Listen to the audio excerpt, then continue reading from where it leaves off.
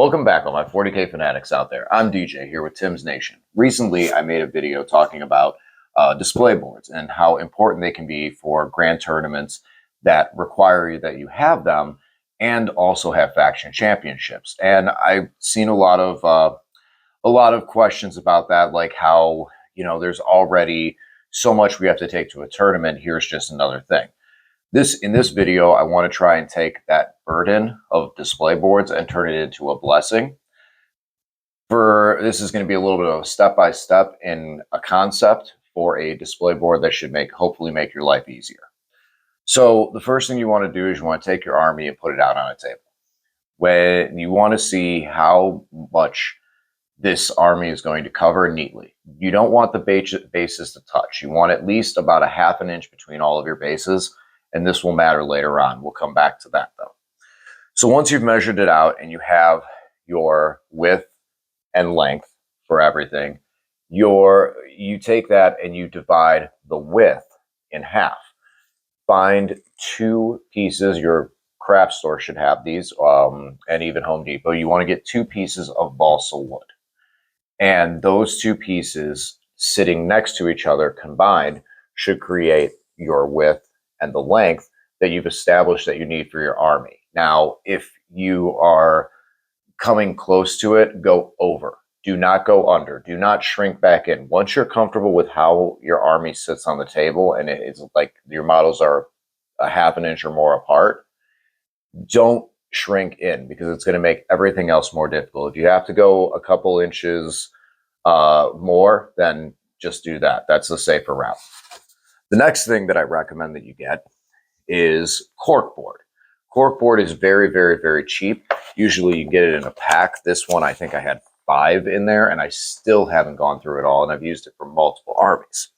What's nice about cork board is when you tear it, it gives you a very, very good rocky effect. And it's very easy to tear in all sorts of shapes. And as you can see, hopefully, it gives nice little raises in layers and everything else, and gives you a nice rocky start that's lightweight. After you get these pieces all torn up, and the thing is, you don't want very much. This is very, very critical. The most important thing that goes on your display board, the best decoration that goes on your display board, is your army. So although your display board is going to look very plain and very basic, it doesn't matter. You're putting your army on top of it, and that's what's going to make it look good. So I recommend that with this, you tear up maybe 2 to 4 of these things. 2 to 4 of these things, good, decent size. And then you're going to also, now this is optional, but this is where I think this is the life hack that can make your display board better.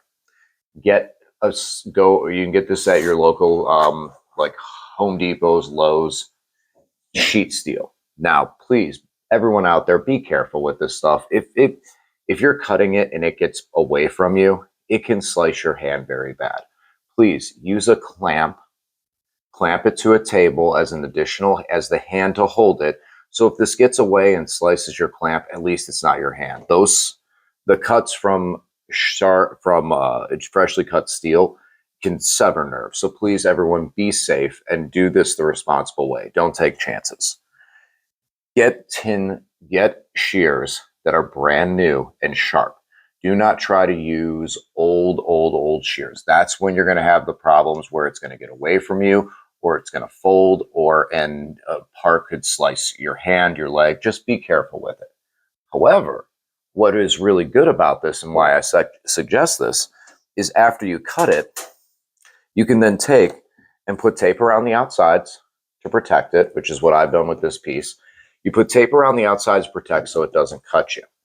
Then take this piece and mount it to your display board, as so, covering the majority of it. You might want to do it in a couple of pieces to cover over portions of it so that you're able to then glue your terrain on top of either here or glue it directly to the wood for a better hold. I do recommend using some type of tape or epoxy across the side of the metal so that it doesn't accidentally cut you. Another thing that you can also do to help secure this, you can use super glue to hold it down and then use your same C-clamps to pin this and hold it and let it dry overnight to hold in place. It isn't a bad idea to run a 1/4 inch or smaller screw through it, but I do recommend you still use the super glue. Typically with certain things like certain display boards, I may use staples or something else to hold everything down in place for as long as it physically will, while the glue holds everything else, like my gray night display board. So once you've done this and you place these pieces on here, you do the same on your other side and you make it symmetrical. Now, what our end game goal is going to be is that we are going to have two pieces similar to this.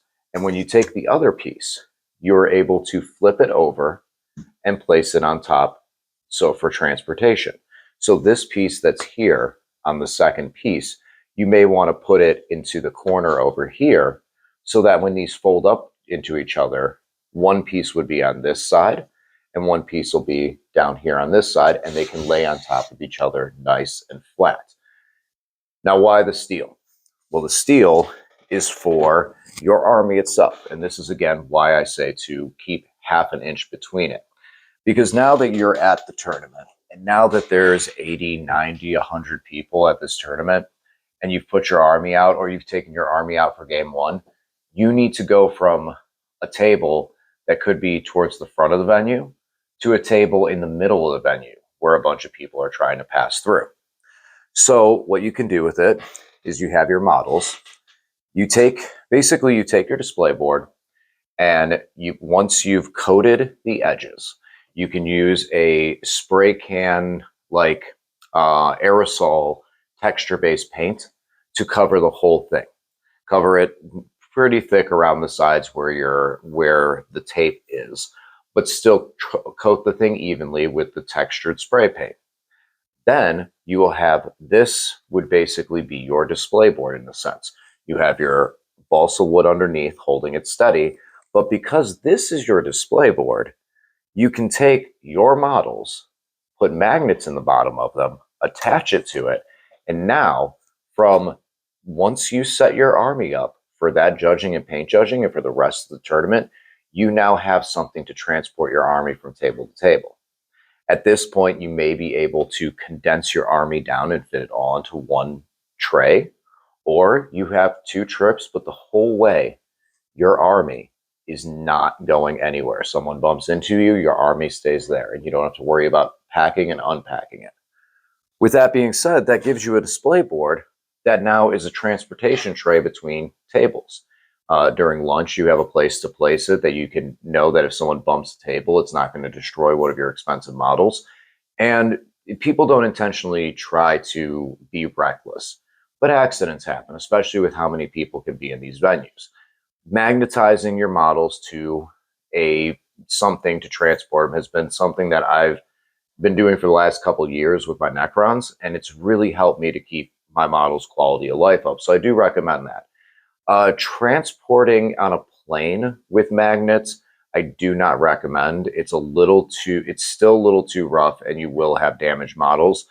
If you're going to do it, I do recommend you still wrap your models in some sort of bubble wrap or put styrofoam between them on the racks, just so that if they do fall, if they do bounce, one, they may tip and then remagnetize because there's something in their way preventing them to move.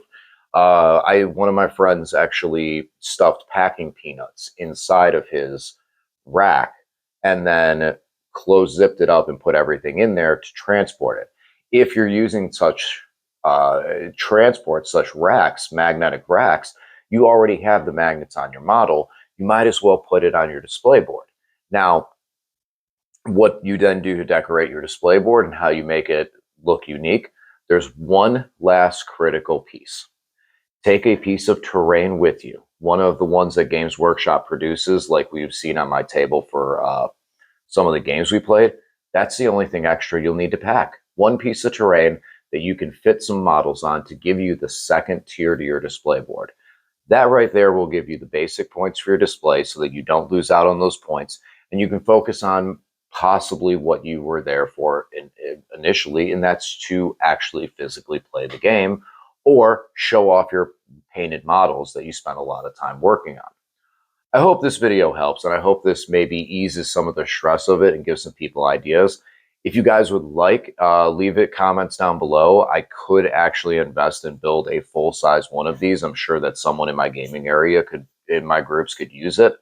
So let me know if you want to see a full-size one. I hope I kept this video short enough. I would love to hear some questions in the comment section. Feel free to, and I'll try and help you guys out as best I can. Thanks for watching, and please, if you enjoyed this and found this informational, please subscribe to the channel, like, and share with some of your friends. I'll talk to you guys again soon. Thank you.